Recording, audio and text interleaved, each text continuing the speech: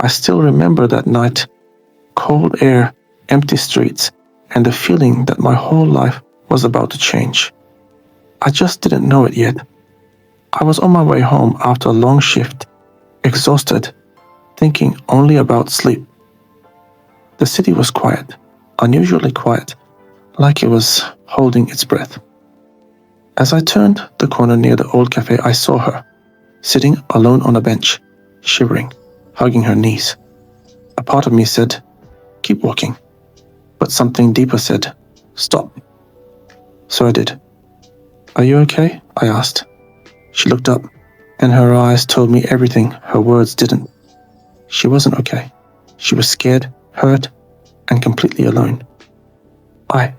I missed my last bus," she whispered, but I knew that wasn't the whole truth. Still, I didn't push. "Come inside," I said softly, pointing to the cafe behind her. "It's warm, and you look like you could use tea, and maybe someone to talk to." She hesitated, just for a second, and nodded.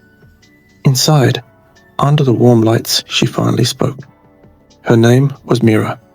Her fiancé had cancelled their wedding 2 weeks earlier, by text, and tonight would have been her wedding night. I felt my chest tighten as she said it. "I just didn't want to be alone," she admitted, "so I stayed with her. We talked for hours. Life, pain, stupid dreams, broken promises, and the kind of things people only say when they're too tired to lie." But then, the first surprise happened. At midnight, the cafe owner, an old man who rarely smiled, walked over with 2 slices of cake. "Anniversary special," he said. I laughed. "But it's not our—" "It is," he interrupted, smiling at us. "Some souls meet exactly when they're supposed to." Mira looked at me, and for the first time all night she smiled. A real smile.